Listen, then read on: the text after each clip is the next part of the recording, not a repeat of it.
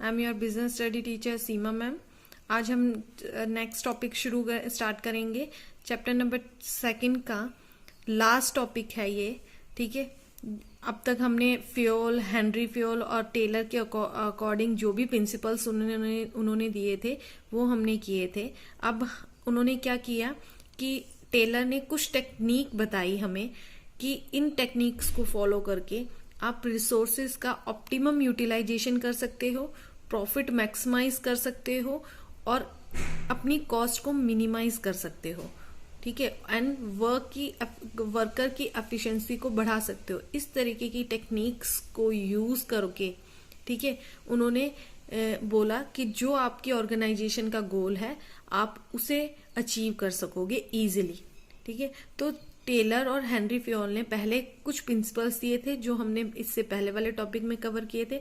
अब हम कर रहे हैं टेलर के अकॉर्डिंग दी गई कुछ टेक्निक, इंपॉर्टेंट टेक्निक्स, जिनके अकॉर्डिंग टेलर ये मानते हैं कि अगर इन टेक्निक्स को फॉलो किया जाए तो हम अपनी ऑर्गेनाइजेशन के गोल को अचीव कर सकते हैं। क्लियर। फर्स्ट टेक्निक आती है फंक्शनल फॉरमैनशिप, ठीक है। फंक्शनल फॉरमैनशिप का मतलब ये हो गया कि जो भी वर्कर्स हैं उनके ऊपर सारा का सारा बर्डन ना डाला जाए। प्लानिंग के लिए या काम करने का काम को करने का बर्डन या प्लान करने का बर्डन सारा वर्कर्स के ऊपर ना डाल दिया जाए। उन्होंने क्या कहा कि ये जो काम है फैक्ट्री का जितना भी, उनको 8 पार्ट्स में डिवाइड कर दिया जाए, ठीक है। और वो सभी 8 पार्ट्स किसके लिए काम करेंगे? वर्कर्स के लिए काम करेंगे। Got it.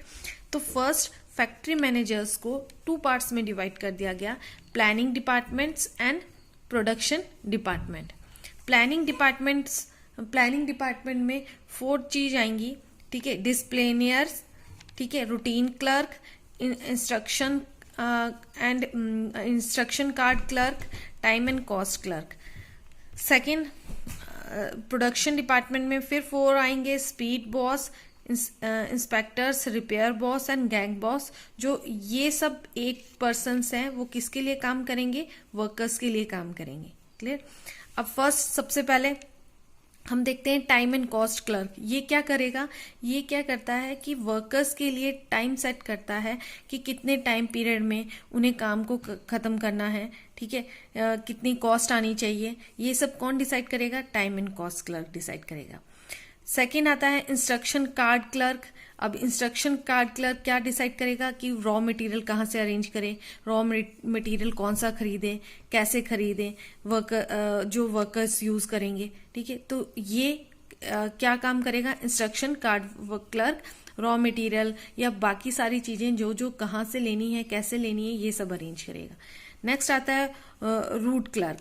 रूट क्लर्क क्या करता है कि ये क्या है, एक तरीके से सिस्टमेटिक ऑर्डर डिसाइड करता है, यानी एक प्रोसेस डिसाइड करता है कि फर्स्ट प्रोसेस क्या होगी, सेकंड प्रोसेस क्या होगी, थर्ड प्रोसेस क्या होगी। तो ये एक सीक्वेंस डिसाइड करता है, क्लियर, काम को करने की। डिसिप्लिनियर क्या करता है कि इसमें हम डिसिप्लिन को मेंटेन करते हैं, ठीक है, ताकि देखते हैं कि root clerk, instruction card clerk या टाइम एंड कॉस्ट क्लर्क, ये सब जो है अपने अपना काम सिस्टमेटिक ढंग से डिसिप्लिन में कर रहे हैं या नहीं कर रहे वर्कर्स के लिए। क्लियर। नेक्स्ट आता है स्पीड बॉस। अब स्पीड बॉस क्या करता है कि ये देखता है कि जो हमने टाइम एंड कॉस्ट में टाइम डिसाइड किया है कि इतने टाइम में काम को कवर होना चाहिए और इतनी कॉस्ट आनी चाहिए, क्या स्पीड बॉस ये देखता है कि क्या टाइमली काम कंप्लीट हो रहा है, क्या उतनी कॉस्ट में काम कंप्लीट हो रहा है, ये देखता है। इंस्पेक्टर क्या देखता है कि वो ये देखता है कि जो वर्कर्स हैं वो वर्किंग कंडीशन में पूरी एफिशिएंसी के वर्किंग टाइम पीरियड में पूरी एफिशिएंसी के साथ काम को कंप्लीट कर रहे हैं या फिर क्वालिटी कैसी बना रहे हैं, बैड बना रहे हैं या गुड बना रहे हैं। इस तरीके का इंस्पेक्टर देखता है हर पर्सन को, हर वर्कर को। Next repair boss. बॉस क्या देखता है? वो ये देखता है कि जो भी टूल्स, मशीन्स हैं जो यूज करी जाती है प्रोडक्शन के लिए वर्कर्स के द्वारा, वो वर्किंग कंडीशन में है या नहीं, कोई खराब तो नहीं हो रही। नेक्स्ट आता है गैंग बॉस। गैंग बॉस क्या होता है? वो ये देखता है कि जो भी रिसोर्सेज हैं उनको जो भी रिसोर्सेज चाहिए वर्कर्स को काम करने के लिए, वो रिसोर्सेज अरेंज करता है। तो ये थे हमारे फंक्शनल फॉरमैनशिप, यानी सारा का सारा बर्डन वर्कर्स पे ना डालकर इन 8 पार्ट्स में डिवाइड कर दिया गया। ठीक है, तो जो वर्कर्स के लिए ही काम करते हैं। क्लियर। नेक्स्ट स्टडी आती है scientific study, standardization and simplification of work. Standardization and simplification of work second technique है जो टेलर के अकॉर्डिंग यूज की जाती है। सबसे पहले मैंने यहाँ पे ए एंड बी पार्ट लिखा हुआ है, तो ए पार्ट किसको एक्सप्लेन कर रहा है, स्टैंडर्डाइजेशन को, एंड बी पार्ट किसको एक्सप्लेन कर रहा है, सिंप्लीफिकेशन को। स्टैंडर्डाइजेशन का मतलब maintaining standard relating to every step of operations. Clear.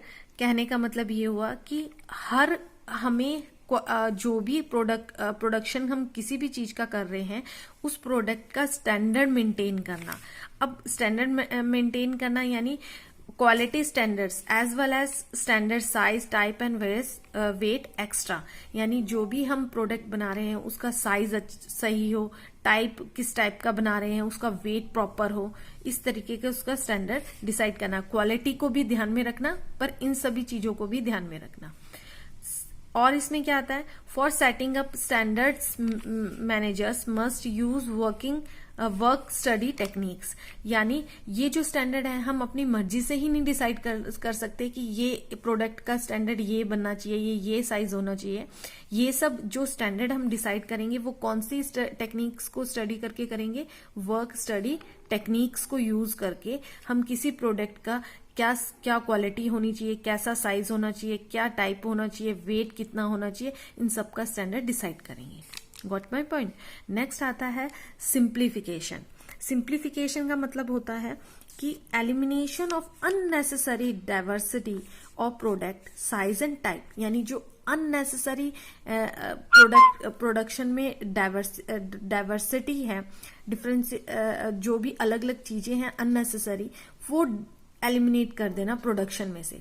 For example, यानी अगर हम number of units different size की बना रहे हैं, फॉर एग्जांपल मैं देती हूँ, जैसे शू फैक्ट्री है हमारी, शू फैक्ट्री में हम अलग अलग साइज के पेयर ऑफ साइज के प्रोडक्ट बना रहे हैं, शूज बना रहे हैं। सपोज हम शू फैक्ट्री में अलग अलग डिफरेंट साइज के शूज बना रहे हैं, ठीक है, तो कोई 0 का, 0.5, कोई 1 का, 2 का, 3 का, इस तरीके के को, और कुछ ऐसा साइज है, कुछ ऐसे साइज है जो यूज ही नहीं होते ज्यादा, ठीक है, यानी उनकी सेल, उन साइज की सेल ही इतनी ज्यादा नहीं होती, तो उन साइज के शूज को हम बना के टाइम का, रिसोर्सेज का, एफर्ट्स का क्यों वेस्टेज करें। तो हम जिन साइज की ज्यादा सेल नहीं होती, ज्यादा डिमांड नहीं होती, ज्यादा यूजेस नहीं होते, उन साइज पे हम अपने टाइम, रिसोर्सेज, एफर्ट्स को वेस्ट ना करके हम उन साइजेस को ना बनाएं, यानी एलिमिनेट कर दे प्रोडक्शन प्रोसेस में से। क्लियर। तो ये था standardization and simplification of work. Next आता है जो हमने थर्ड स्टडी करनी है, टेक्निक यूज करनी है, वो है वर्क स्टडी। वर्क स्टडी का मतलब ये हो गया कि ensure maximum production at a minimum cost. देखो, हर ऑर्गेनाइजेशन ये चाहता है कि मैक्सिमम प्रोडक्शन कर सके और मिनिमम क्या हो, काम को करने की लागत क्या है, सबसे कम आए। तो इसमें फर्स्ट स्टडी आती है, इसमें हम करेंगे 4 studies, fatigue study, method study, motion study and time study. ठीक है, फर्स्ट हम करेंगे फटीक स्टडी। फटीक स्टडी का मतलब होता है, देखो फटीक का मतलब रेस्ट। अब देखो इसमें क्या हम डिसाइड करते हैं कि किस तरीके के एक पर्सन को काम के दौरान जो भी वर्कर है, काम अगर कभी भी करता है तो वो जरूर थकता है। ठीक है, तो एक वर्कर काम के दौरान कितना उसको रेस्ट दिया जाए, कितने टाइम पीरियड के बाद दोबारा से वो काम करे, कितने टाइम पीरियड के लिए वो थकता है, ठीक है, उसको ब्रेक टाइम कब देना है, कब उसका स्टार्टिंग टाइम होना चाहिए काम को दोबारा करने का, ये सब कैसे डिसाइड करेंगे, कैसे डिसाइड करेंगे हम फटीक स्टडी को स्टडी करके। हाँ, फटीक स्टडी को में हम कोई पर्टिकुलर वर्कर्स को ऑब्जर्व करके उसके हिसाब से हम क्या बनाते हैं, एक टाइम डिसाइड कर देते हैं, एक duration, frequency, duration and numbers of rest interval decide कर देते हैं, ताकि वर्कर्स अननेसेसरी रेस्ट ना ले, अननेसेसरी फ्री ना बैठे। क्लियर? तो फटीग स्टडी में हम क्या करते हैं, फ्रीक्वेंसी, ड्यूरेशन और number of rest interval decide कर देते हैं। और ये सब डिसाइड हम कब करेंगे, एक एवरेज वर्कर्स को ऑब्जर्व करके। जो भी एवरेज वर्कर है उसको ऑब्जर्व करेंगे कि वो कब कितने घंटे के लिए काम करता है। Note down the rest in time, कितने के लिए वो रेस्ट लेता है। Time when he start getting tired, कब वो थकने लगता है। गिव हिम ब्रेक, कब उसे ब्रेक दिया जाता है। Note the time when he again start the work, कब वो दोबारा से काम को स्टार्ट करता है। तो ये सब डिसाइड करके हम frequency, duration and number of rest interval उसका डिसाइड कर लेते हैं हर वर्कर्स को, कि कितने टाइम पीरियड के बाद वो काम करेंगे, कब उन्हें रेस्ट दिया जाएगा। क्लियर? फटीग स्टडी के अंदर नेक्स्ट आता है मेथड स्टडी। प्रोडक्शन का किस तरीके से, प्रोडक्शन में कौन सा मेथड हम डिसाइड करें, ये स्टडी कहलाता है method study. Conducted to find out best way of doing the job, यानी बेस्ट वे यानी सबसे अच्छा तरीका ढूंढा जाता है काम को करने के लिए। Method should be divided scientifically, not by rule of thumb. Rule of thumb हमने पीछे किया था, ठीक है, यानी किसी के जो दूसरे लोग प्रोडक्शन करने के मेथड यूज कर रहे हैं, हम वो ना फॉलो करें, कुछ नया करें, या फिर कुछ मतलब जो चलता चला आ रहा है उस चीज को ना फॉलो करके साइंटिफिकली उस मेथड को यूज करें जो हमारे प्रोडक्शन में हमें करना चाहिए। नेक्स्ट आता है मोशन स्टडी। मोशन स्टडी का मतलब conducted to reduce time of performing task, यानी इसमें क्या होता है, हम जो भी काम को करने के लिए, एक पर्टिकुलर टास्क को परफॉर्म करने के लिए जो भी टाइम चाहिए उसको कम करना शुरू करते हैं। ठीक है, कैसे? अब कम कैसे करेंगे? Determine the movement of workers. हम क्या डिसाइड करते हैं कि वर्कर्स कितनी देर से काम कर रहा है। Differentiate between productive and unproductive movements. क्या कौन सा ऐसे वो काम कर रहा है जिसमें प्रोडक्शन के लिए काम कर रहा है, कौन सा ऐसा है जिससे कोई प्रोडक्शन नहीं हो रहा और फिर भी वो मूवमेंट कर रहा है।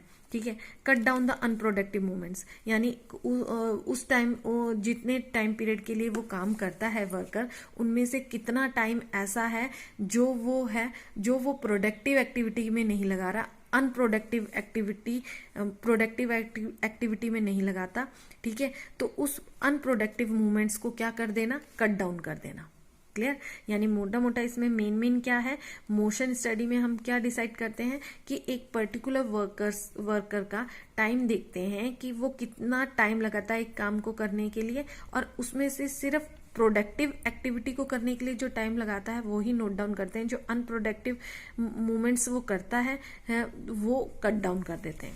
नेक्स्ट आता है टाइम स्टडी। टाइम स्टडी के अंदर हम क्या डिसाइड करते हैं, conducted to find out right time to perform a task, यानी सही टाइम डिसाइड करना किसी काम को करने के लिए। कैसे? Setting up the standard target of the workers. Worker का क्या डिसाइड कर दो, एक स्टैंडर्ड टारगेट बना दो कि उसको इतने घंटे में इतना प्रोडक्शन तो करना ही करना है। Determining the number of workers required, ये देखो कि एक काम को करने के लिए कितने नंबर्स ऑफ वर्कर्स चाहिए। ठीक है, next categorizing them and as efficient and inefficient workers. देखो इस पॉइंट में हम क्या डिसाइड करेंगे कि कौन सा ऐसे वर्कर्स को इस ढंग से बांट देना कि ये देखना कि कितने वर्कर्स ऐसे हैं जो एफिशिएंटली काम कर रहे हैं, पूरी कार्य क्षमता से काम कर रहे हैं, और कितने वर्कर्स ऐसे हैं जो इनएफिशिएंट तरीके से काम करते हैं। ठीक है, पूरी कार्य क्षमता से काम नहीं करते। ठीक है, क्यों? क्योंकि वर्कर्स को हम पेमेंट जो भी करेंगे उसके अकॉर्डिंग उनके काम करने के तरीके, कितना काम उन्होंने किया है, वर्क डन किया है, उनके अकॉर्डिंग ही एक वर्कर्स को क्या किया जाता है, पेमेंट की जाती है। तो हम कैटेगराइज कर देते हैं कि इतने वर्कर एफिशिएंटली काम कर रहे हैं और इतने वर्कर्स इनएफिशिएंट काम कर सकते हैं। जब हमने ये डिसाइड कर लिया कि इतने वर्कर्स एफिशिएंटली काम करेंगे और इनएफिशिएंटली काम कर रहे हैं, ठीक है, जब हमने डिवाइड ही कर दिया तो हम उनको वेजेस किस हिसाब से दें, अकॉर्डिंग किस तरीके से हम वेजेस कर दें, तो ये हम कैसे डिसाइड करेंगे, इसकी भी टेक्निक दे रखी है, differential piece wages system and mental revolution. First आता है differential piece wages system. Different workers must be paid differential on the basis of their efficiency. हर वर्कर्स को उसके कार्य क्षमता के हिसाब से पेमेंट की जाए। इसके लिए टेक्निक फोकस ऑन, कौन कौन से टेक्निक फोकस की जाती है। First, paying different wages to efficient and inefficient workers. हर वर्कर को उसके काम के हिसाब से मजदूरी दी जाए। यूं नहीं है जो खाली बैठे हैं उनको भी उतना ही पैसा मिल रहा है और जो काम नहीं कर रहे, जो काम कर रहे हैं उनको भी उतना पैसा मिल रहा है। Extra wages of efficient employ motivate them to remain efficient, यानी जो एफिशिएंट वर्कर हैं उनको एक्स्ट्रा वेजेस दिए जाए, ज्यादा वेजेस दिए जाए जाके, ताकि जो इनएफिशिएंट वर्कर्स हैं वो भी मोटिवेट हो काम करने के लिए। Motivates the inefficient employees to come in category of efficient, यानी अगर कोई ऐसा पर्सन है, वर्कर है जो काम नहीं करता, ठीक है, और जो ऐसा वर्कर है जो बहुत अच्छा काम कर रहा है, तो उसको हम एक्स्ट्रा वेजेस देंगे, तो जो काम नहीं कर रहा पूरी अपनी कार्य क्षमता से, तो वो भी मोटिवेट होगा ना कि मैं भी अच्छे से काम करूं तब भी मुझे एक्स्ट्रा वेजेस मिलेगी। Production will be maximize if payment is made according to their work done, यानी प्रोडक्शन क्या हो, मैक्सिमाइज किया जा सकता है अगर जो वर्कर है उनको उनके काम के हिसाब से पेमेंट ज्यादा दी जाए। अब प्रोडक्शन कैसे मैक्सिमाइज होगा, देखो अगर एक वर्कर अपनी पूरी कार्य क्षमता से, पूरी फुल एफिशिएंसी से, ठीक है, एफिशिएंसी से अगर काम करेगा, पूरी कार्य क्षमता से काम करेगा, तो प्रोडक्शन क्या होगा, ज्यादा होगा, ज्यादा उत्पादन करेगा, ज्यादा उत्पादन होगा, ज्यादा प्रोडक्ट बनाएगा वर्कर, ठीक है। नेक्स्ट आता है mental revolution. In every organisation two groups prevails, यानी दो ग्रुप्स हैं हर ऑर्गेनाइजेशन में, workers and management. Both should be develop positivity, feeling of cooperation for each other. दोनों ही, देखो मैंने पहले भी प्रिंसिपल में भी समझाया था कि इन दोनों में लड़ाई झगड़ा चलता है। वर्कर सोचता है मैनेजमेंट उनके हिसाब से वेजेस नहीं दे रही है, काम के हिसाब से मैनेजमेंट सोचता है वर्कर फ्री बैठे होते हैं। तो इन दोनों के कॉपरेशन को हम कैसे बढ़ा सकते हैं, उनकी पॉजिटिविटी को बढ़ा के, उनकी फीलिंग ऑफ कॉपरेशन को बढ़ा के, कि हम दोनों मिलके काम करेंगे, वर्कर्स और मैनेजमेंट, तो ही काम अच्छा होगा। Objective of this techniques are, इन टेक्निक्स का ऑब्जेक्टिव क्या है, change in mental attitude of workers and management, यानी जो वर्कर्स एंड मैनेजमेंट है उनका मेंटल एटीट्यूड चेंज किया जाए। Cooperation between workers and management, यानी जो मैनेजमेंट है, वर्कर्स है, उनके बीच में तालमेल बिठाया जाए, ठीक है। ये इन टेक्निक्स का ऑब्जेक्टिव है। तो I hope you understand very well. आज हमने क्या किया था, कुछ टेक्निक्स की थी, साइंटिफिक टेक्निक्स की थी, जो गिवन बाय थी टेलर के अकॉर्डिंग। फर्स्ट था फंक्शनल फॉर्मेनशिप, सेकंड था स्टैंडर्डाइजेशन एंड सिंप्लीफिकेशन, ठीक है। थर्ड था वर्क स्टडी में हमने 4 स्टडी की, fatigue study, method study, motion study, time study, ठीक है। एंड लास्ट हमने जो टाइम स्टडी के अंदर हमने जो कैटेगराइज किए वर्कर्स के, उनको कौन से वर्कर्स एफिशिएंट है, इनएफिशिएंट है, उनको किस हिसाब से वेजेस दी जाए। इसका फर्स्ट था differential piece wages system and mental revolution. ये था चैप्टर आपका कंप्लीट, चैप्टर नंबर 2। ये चैप्टर कंप्लीट हो चुका है। इसमें हमने फ्योल और हेनरी के द्वारा दिए गए प्रिंसिपल्स किए और टेलर के द्वारा दी गई टेक्निक्स की हैं, ठीक है। तो ये बहुत इंपॉर्टेंट चैप्टर है। आई होप आपको समझ आ गया होगा। तो please stay at home and safe, and thank you and have a nice day.